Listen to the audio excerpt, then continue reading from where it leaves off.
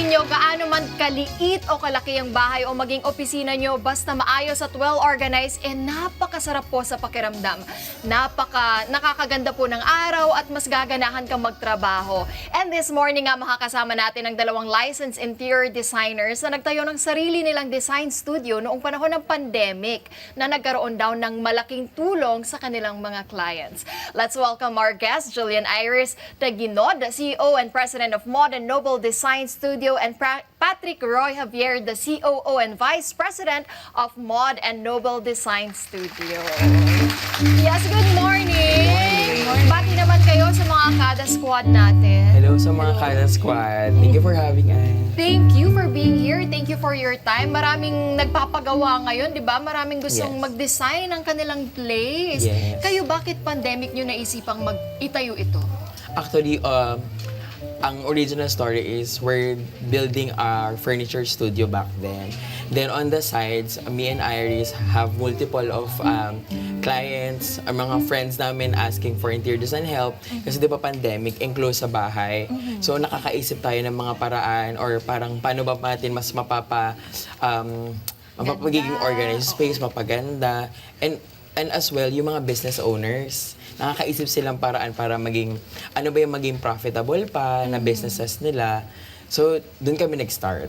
Di ba siya mahirap kasi pandemic, yung the way nung pagpunta nyo dito sa bahay, di ba madaming mga kailangan, Yes, madaming maraming process mga obstruction. So Oo. anong naging way nyo nun? Way is, syempre Zoom.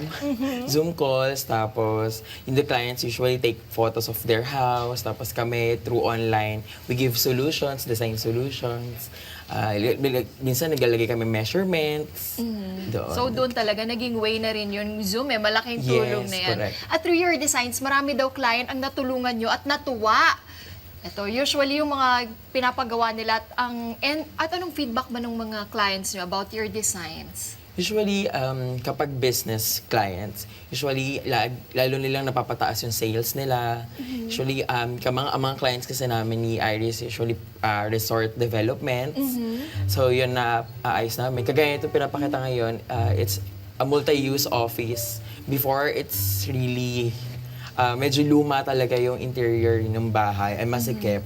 But with interior design, syempre, we maximize everything. Nagtibag kami ng walls ni Miss Iris para maging ganyan siya kaganda. Gaano katagal yung ganyang trabaho, Miss Iris? Kinonstruct namin, may demolition kasi to, and then kinonstruct namin siya in 1 year.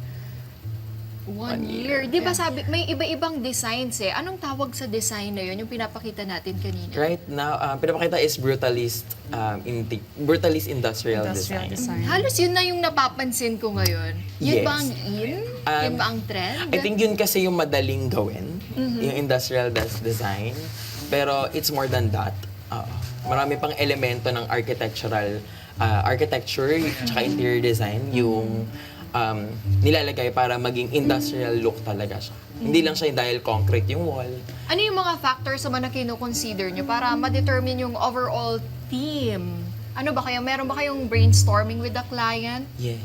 Una, kinakausap namin ang kliyente, and then inaalam namin kung ano gusto nilang estilo, and then ino-incorporate namin kung ano man yung perspective namin as an interior designer. Kung anong mag-fit doon. Kasi minsan baka yung gusto ni client hindi naman pala swak for the Correct. space. May mga ganun na ba kayong Yes, scenario? Yes. Marami na. Marami So na. anong ginagawa nyo? Eto, pinapakita natin ngayon ang before and after. So yan ay isang studio. Yeah. Tapos, gaano nyo katagal ginawa yun, yung studio? Anong concern ni client doon?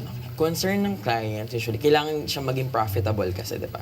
Tapos, it's an very old residential house na turn na siya into office studio. Naging office na studio siya.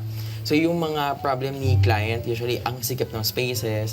So, we have to demolish the walls para maging spacious siya. Tapos, yung air conditioning, marami siyang kanto. So, kailangan namin magsara ng mga windows para ma-contain natin yung air quality niya. Kung makikita nyo mga kada, ang layo din Ang talaga drastic. ng difference, no? Kasi yung window na nakikita natin on the right side, yun yung binigyan nyo na ng curtain. Yes. Tsaka mas lumuwag siya tignan. Mas lumuwag. Correct. Talagang nakaka-affect yung ano natin pag-iisip, yung pagtatrabaho natin, pag maganda yung surroundings. Pakita nga natin yung iba pa nilang nagawa. Para ang ganda ng room kanina. Ito yung pinapakita nating video kanina, Yeah. right? The Brutalist Industrial. Ito naman ay isang bedroom. Bedroom Yes. siya. So ano naman ang dito, concern ni client? Before, parang two beds siya na magulo talaga yung space planning nung client. Di niya alam kung saan siya magbibihes. So we created a walk-in closet and a 2 beds sa kanya. And then, anong style ba yan? This is still industrial. Industrial Industrial design. pa rin. Meron pang isa. Pwede ba pakita pa natin yung before and after? Ito naman yung isang Kitchen Kitchen. niya. So, same lang din ng concept. Yes. Actually, yung before, masikip talaga siya. So, yung after, nagtibag kami ng wall to make it spacious. Tapos, maging functional siya. Kasi hindi siya functional before. Sobrang luma talaga niya. Parang back in the 70s pa yung house. Tapos nagawa nyo parang bagong-bago Yes, at correct. functional na. Tapos Functional, mas correct. masarap na magluto, di ba? At Mamis, saka, di ba masarap yeah. magluto pag maganda kitchen? Correct. Kaya magpa-design na kayo sa Correct. Ano ba? Gaano kahirap yung color palettes? Color palette, actually, ang aesthetics namin talaga, ang pinaka-guide namin, si Miss Iris. Siya talaga ang nagbibigay design direction sa aming lahat. With the help of our clients, syempre. Yung client, papasok siya sa amin, we give a color palette na timeless. Yung kahit hanggang 5 years from now, hindi siya maluluma. So yun yung tinatry naming ma-achieve. And na-achieve naman namin, like this house. Meron bang parang limit? Halimbawa, dapat every 3 years magpapalit ka ng design mo? May ganun ba? Not necessarily, as long as it's classic and pasok siya sa taste ng kliyente, nagtatagal naman siya.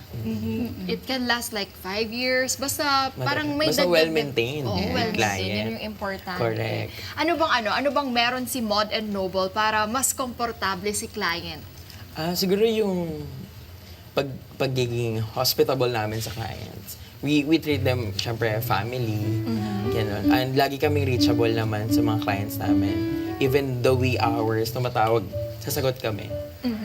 Ito naman, sa mga projects nyo ba, ginagawa nyo, do you consider yung sustainability and being eco-friendly? Kasi lalo na ngayon, di ba? Sa panahon ngayon. Yes. Depende sa client kung may budget talaga yung client. Kapag may budget yung client, we opt for natural resources like natural stone. Pero kung wala, it's okay. Marami namang mga materials ngayon ng bahay na Alternative materials na yeah, pwedeng yung mga- magamit. Yeah, eco-friendly. May mga parang compounds na ng mga like solid surface na pwedeng maging imitate like marble. Marami na rin mga PVC panels ngayon made of bamboo.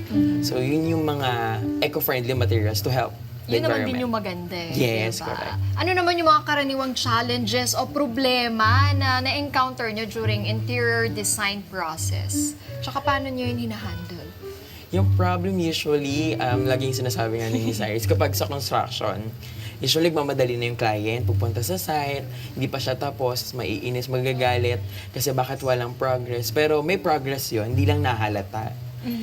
Usually, we just assure them na just give us time and pasok naman yun sa timeline, sa progress timeline namin. So, mangyayari ang gusto niyo mangyari. Talking about budget, gusto ko lang ibalik ulit doon sa it's okay, budget. Mga magkano ba? Magpa-design. Let's say siguro 1 bedroom. Siguro, Usually, we work around the budget of our client. So, for example, Iris, I have this amount. Kaya mo ba mapaganda ito? We will do it according to your budget, ma'am. So, pinagkakasya namin kung ano yung pasok na furniture, pasok na materials na babagay sa interior design nila. Lastly, ano lang talaga bakit? siya, sorry to add, parang proper choice of ano lang talaga siya, materials.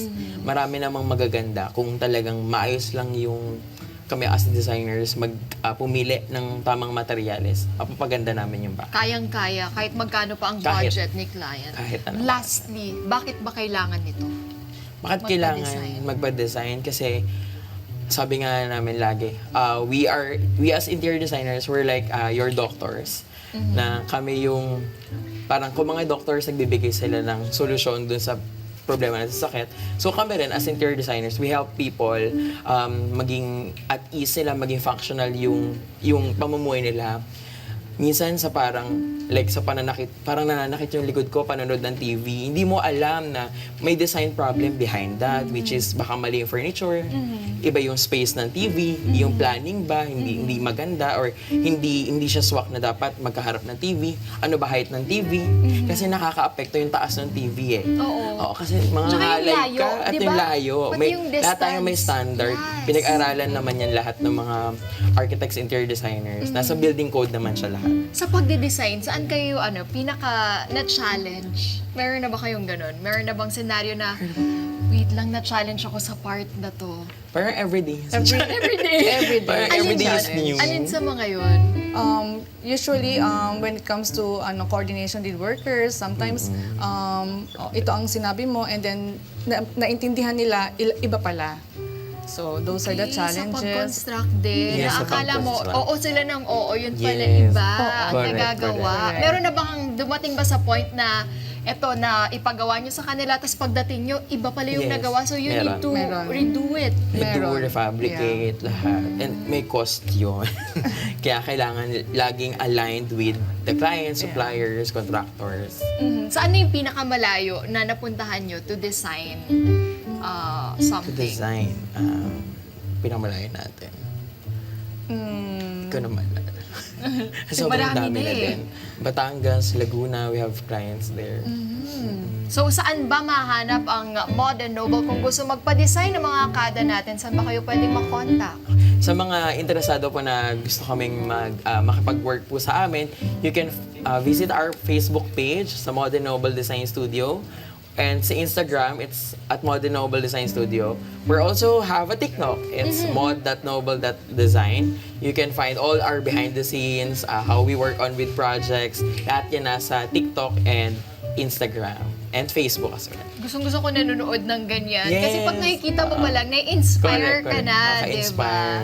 Thank you very Thank much, you. Roy and Thank you so Miss much. Iris. Thank Maraming you. salamat. Sana soon makakollaborate namin kayo, Yes, di ba? Baka naman sa susunod, one of our kadas, pwede niyong ma-design ang kanilang room. Yes, correct. Diba? Why not? Let's hope and pray for that. Alright. Thank you very much Thank for you. your Thank time. Thank you so much. And Thank you so your infos about interior design. Maraming salamat. Hi mga ka-Net 25! This is Emma Tiglao. For more Kada Umaga updates, just click the subscribe button and follow us on Net25 social media pages at Net25 TV and at Net25 Entertainment Facebook page.